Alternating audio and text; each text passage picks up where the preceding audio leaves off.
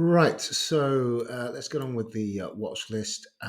First of all, we'll look at the calendar and note that we've got a fair bit of stuff coming up. So for me, this is a no trade zone, considering how much key data we're actually dealing with today. Um, um, Yeah. So really, I mean, if you're looking for a session trade, then there's probably just too much on the calendar to deal with. If you've got any 90-10 setups for a scalp, an in and out job, then perhaps between now and the Wall Street Open, um, depending on how this ADP report comes out. So nothing to do until after that. Which takes us up. So that's in half an hour's time. It's currently so around about 8 o'clock New York. So you've got sort of between 8:15, 8:30 until about 9 o'clock. So you've got about a half an hour, 45-minute window to operate within. So we better get cracking if that is your intention to look for setups on a day such as today. Personally, I don't think I will be dipping my toe in. At all. So let's just see what happens. So just starting with the US dollar, there's actually a video I've put out ahead of this one, which talks specifically about the dollar and touches on the Fed. Essentially, what I'm looking for is a continuation in the US dollar to go higher. I don't think there's much out there that can really rock the boat, um, providing that we get the expected outcome from the Fed. Um, so, in that regard, for me to sort of flip the switch on this, I'd need to see a break of, if not 106.80, then yeah, 106.80 we'll call it. I mean, we've got the New York session open lows. In fact, I'd rather keep it up there than down there. So that's the line of the sand for me, as per my rules. But we're just basically making higher highs. Yes, there is the prospect of a what have we got here? 1, 2 breakout. I was going to say 3 sessions, but we haven't. Well, let's have a look. Not really. No, I'd say we're in breakout territory here. We're coming up into last week's highs, taking out yesterday's highs. Um, we're technically in 2 days worth of breakout on the week itself. Yeah. So breaking Monday's highs, breaking Tuesday's highs today. So I'd say that we're a day 2 continuation scenario for the US, and that would lead me to expect that we're going to stay long against the dollar across the board. So first of all, let's just have a scout and see if we've got anything that's in sort of corrective territory. So in that regard, we might as well start with the euros, the most obvious choice, versus the US dollar. So this is a day 2 in terms of the 3-day cycle day count. We came up, failed to break, and we broke the week's high, which was Monday's opening range high, but we failed to stay up. So we've got day 1 shorts in the market on Tuesday, and we're day 2 shorts today. So we've got the second day of shorts coming in, taking over control. And this is the first day of breakouts. We broke out of Tuesday's low, and we're testing Monday's low. So we'll just mark that off. So we're testing the low of the week so far. So I'm in anticipation of a continuation of that, given how strong the move is.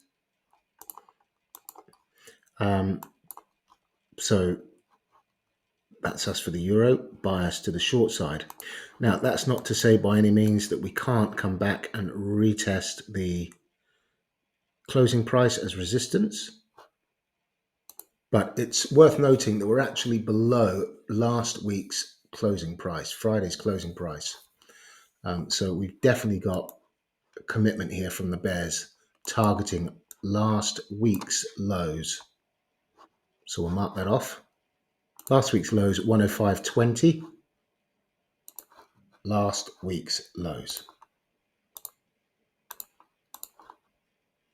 Now, personally, for me to be involved in such a move, I'd like to see, depending on how far we come down, but if we can manage to get involved in this move lower in the trend, then I'd like to be able to do it from up high. So we're dumping, perhaps we'll get a correction either into last week's closing price,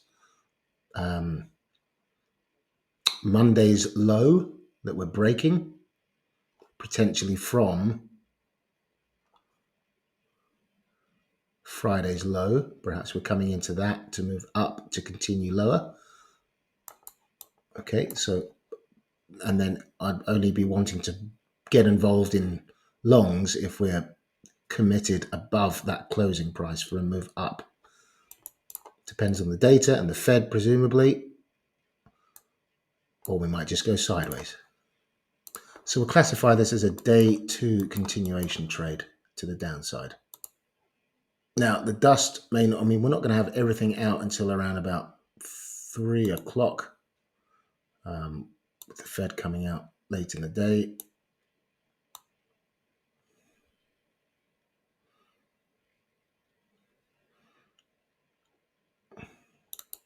So that would be my bias. Similar scenario for sterling, although the pound appears to be firmer, given that it is still within yesterday's range and it is still above the opening balance range Monday. But there are prospects of a downside move in line with the failed breakout of the week's high, which was on Tuesday. So we had 2 days worth of longs that are being squeezed, with some more to come, perhaps for a low-hanging fruit move down into Monday's lows. So we'll just pop that on the chart as a potential target if this were to play out. We've got yesterday's closing price, that red line over here, call it 121.50. So what I'll pause the video and mark it out and we'll go through it. So I've just sort of boxed off this potential resistance area. We've got wicks above the closing price. So we've got bears that are in control in line with yesterday's move lower. So it seems as though the bears are in control. We've got that strong momentum candle taking out the lows of the day London.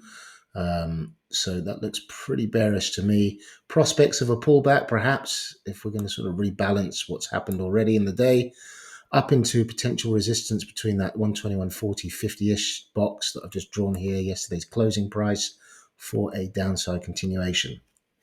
That is a possible scenario while being on the front side of what appears to be a bearish trend in the making. So again, in the category of a day 2 continuation trade, along with the euro to the downside, perhaps. Right, we'll pick a commodity currency. Let's go for the Aussie. Right, with the Aussie, bit of a mixed picture really on this weekly chart, in that we've come into the midpoint of this potential demand area. We're already seeing demand in this area. So we've come into the sort of 50% mark of that, aligned with those wick lows. And we've been creeping higher in that regard into a potential area of resistance. So we can see that we've been driving up in a correction of that bearish trend and being rejected each time we try to come up into that area there. Pretty much in no man's land on the daily chart. We've pulled up into towards the highs of that bearish impulse. 1, 2, 3 drives up, 3 days of bulls in control, failing on Tuesday to stay in control. We had a break of yesterday's, of the start of the week's low. So no bias really at the moment. We're within yesterday's range. Bit of a shame, bit of a pity really that we didn't break yesterday's low in that Asian Open to the day. The initial balance for the day didn't break the low. We had bulls driving that price back up, but perhaps we'll get another crack at the whip later on in the session for a continuation of this correction of the length starting from last Wednesday, Thursday, whatever it is. Thursday, Friday, 1, 2, 3, a drive lower. Perhaps we're going to continue driving lower. Really, I would have liked to have seen a break of yesterday's low, but it's nice that we're pumping up, and if anything, we'll get an opportunity to have a crack at it, selling high up at premium prices as per today's range for a drive lower potentially, in line with yesterday's bearish close, first red day. So we'll put this as a first red day, but just beware that we tried to break the lows and we didn't make it. So perhaps a bearish scalp and not hanging on to it, considering we're still inside of the range of yesterday. If I were to take part in this, I'd want to be selling at a round number level, 63.50, a quarter level, 63.75, high up. Having taken out that, the risk is if we're selling before this sort of price imbalance, the risk is that we're going to come up and continue filling that void with plenty of orders sitting up top to target before the correction. So ideally, I'd like to be selling up in the quarter level towards the highs of yesterday. So a pump up for the dump, and at least we'll have a nice range to squeeze back into. But that's a first red day opportunity for the day ahead. And we'll look at gold. So on the weekly chart, looks like we've got a strong low, similar with the dollar. So a strong low down here that resulted in this break of the prior lower highs as per the high. So we'll just mark the high as well.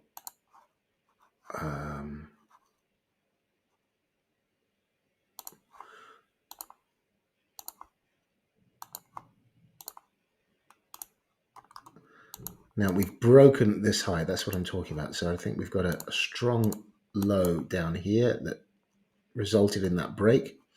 So overall bullish in continuation. So this is an impulse correction and continuation potential. All right. So longer term bullish. We're breaking out of these highs here. Most breakouts failed, so we're starting to see that. So perhaps we're coming down to then continue higher. We'll have a look at the day count. Yeah, this is a day two, continuing day one. Longs in the market, similar to the euro here. Day one, day two continuation to the downside.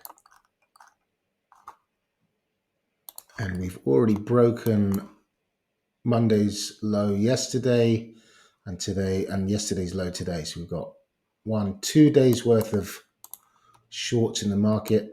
Perhaps we need, well, not need, but perhaps we're going to see bears committed, bears in control, last week's lows in focus. We're currently taking on yesterday's closing price, and we've got a drive up into towards the highs of the day on the cards.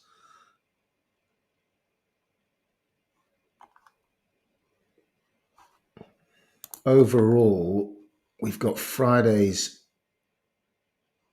longs. So Friday's longs trapped up high. So if this market is going to keep those positions trapped under heat, then the line in the sand really would be this midpoint of Tuesday's range as a potential resistance area. So bearish while below there overall. So nothing to do with this until we are on the backside of this bullish trend. So bullish for the meanwhile on the day overall in anticipation of perhaps a drive up, pulling up traders, trapping to come explosively lower depending on the outcome of today's data. Right, so yeah, there we have it. So this is a potential zone to move up into, but we need to get below that support line if we're going to flip bearish. And just glancing here over at the indices, we've got this potential support area that we're moving into, a demand area on the charts. It's backed up by this large area here also. So looking for prospects of a drive higher, which is somewhat counterintuitive with respect to the outlook for the dollar and risk sentiment in terms of the bias. So when we look over here at the day count on weekly template rather, we could have 3 days worth of bullish breakouts on the cards. 1, 2, and perhaps we're going to have a third day of breakouts. A day 2 continuation on the day count in terms of the 3-day cycle. Day 1, day 2, day 3, day 1, day 2 continuation. Although we're still inside of yesterday's range, we failed to break highs in London. We've dropped firmly below the closing price, below the low of the day. So no real bias either way, just noting the levels. Closing price, high of the day, low of the day, high of yesterday. Front side of the trend, pretty much. We haven't broken any real significant levels. But if we were to continue, I'd be inclined to stay with the shorts. And if we get a break back above the closing price, I'd be inclined to target a continuation 3-day breakout to the upside. And we'll call it a day there.